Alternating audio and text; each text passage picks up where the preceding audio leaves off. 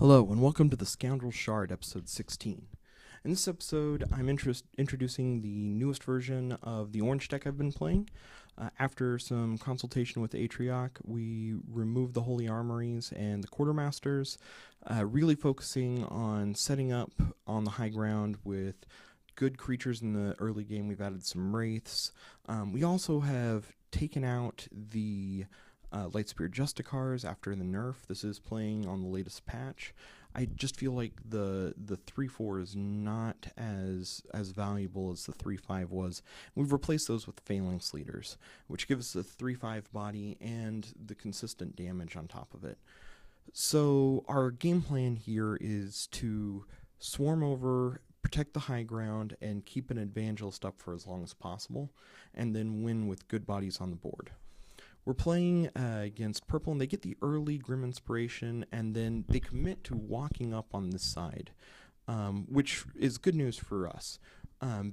We had initially positioned ourselves there and then also on the low ground to try and just split our bets, so whichever way they came, we had something available.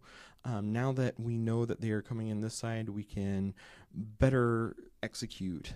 We move here, so if they want to attack it, they have to move forward. They have to commit to the movement on our side, and also it blocks off the straight walk up to the Phalanx Leader, so we can get that extra 2 points for free. They decide to go ahead and kill the Tome Keeper, which is fine. Tome Keeper, if it does 2 damage and draws us a card, I feel like it's done its job.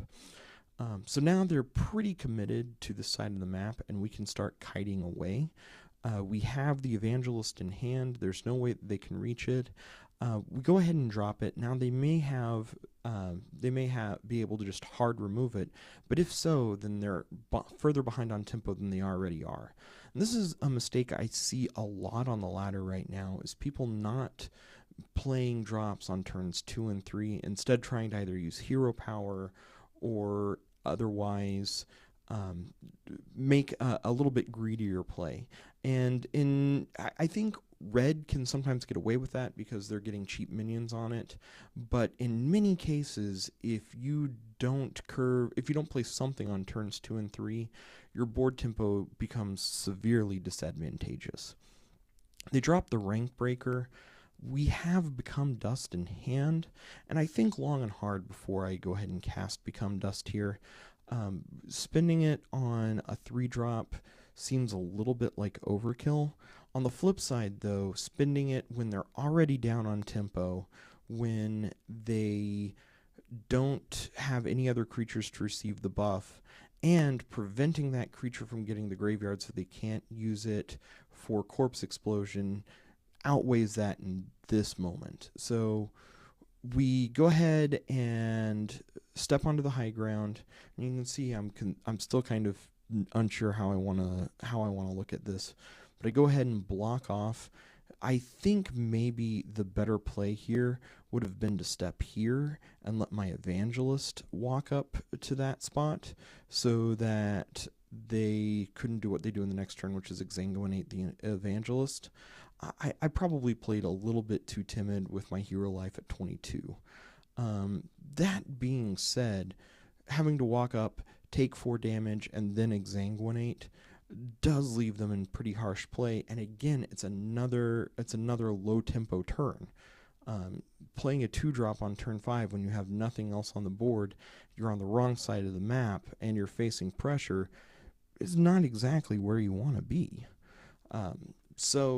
And they had to commit to walking this way for it. So my plan at this moment is I can drop a couple of 2-drops, trap them in, look for lots of damage, but I draw the Pillar of Judgment, and I know I can play the Pillar of Judgment on the other side of the map. And again, this means that if they want to get rid of it with hard removal, they have to spend their entire turn to do so. I'm guaranteed 5 damage. I can step up and do another 2 damage. It just gives us a lot of ways to punish this overextension with no board. So we get the 5 damage off.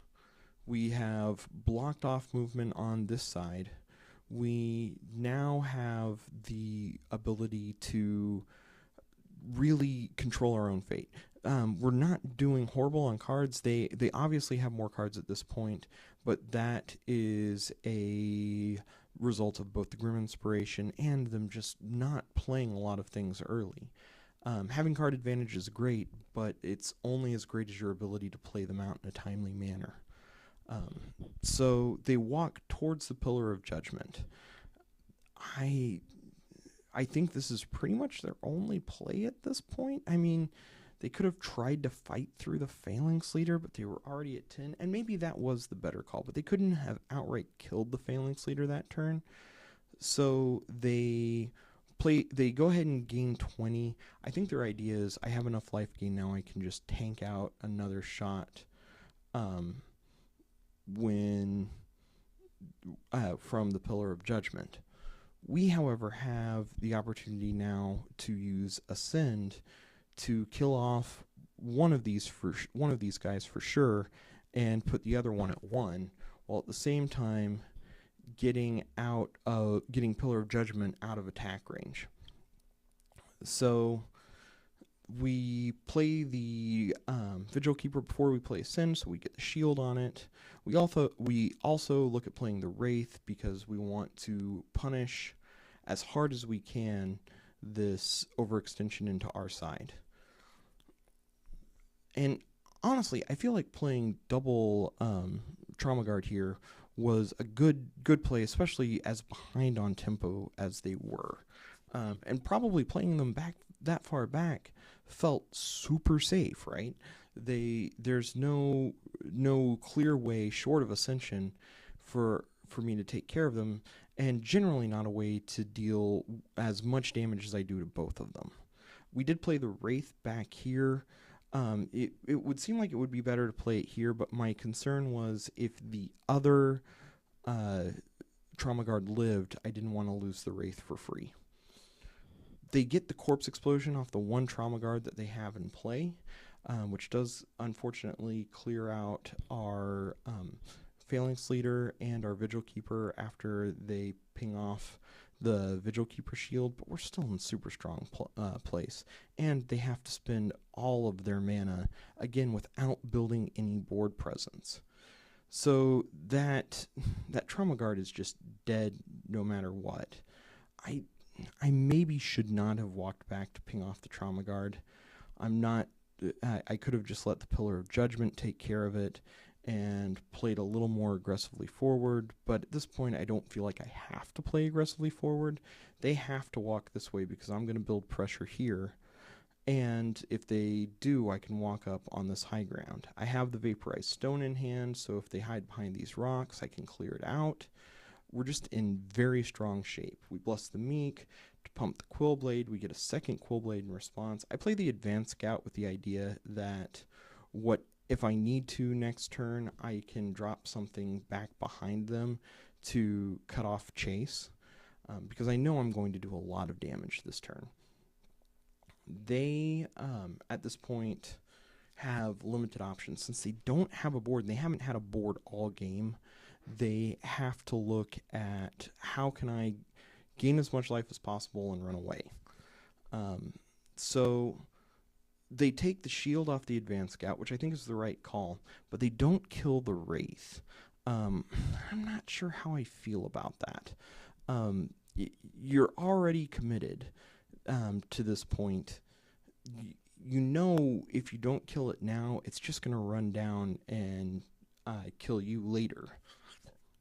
Or whatever you play in its path, which in this case is a Soul Bounty. And a Soul Bounty is a great thing if you want it to die, because you're going to get that card advantage back. The problem is, at this point, it just doesn't matter. We can run up with the Wraith and kill the Soul Bounty. We don't care about the cards they're going to get back. That lets our Advanced Scout run down and do face damage. We have the Vaporized Stone, which is going to pump the Quillblade. That will assure that we get the 5 damage off of the Pillar of Judgment.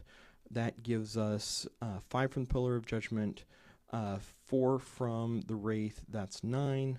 Even if at this point we were to just ascend, we have lethal. So the game is over at this point, and he realizes it shortly. Thanks again for watching the Scoundrel Shard. If you have any comments or questions about the deck, please leave them either on the Reddit post or here at the YouTube video. Have a wonderful day, and we'll see you tomorrow.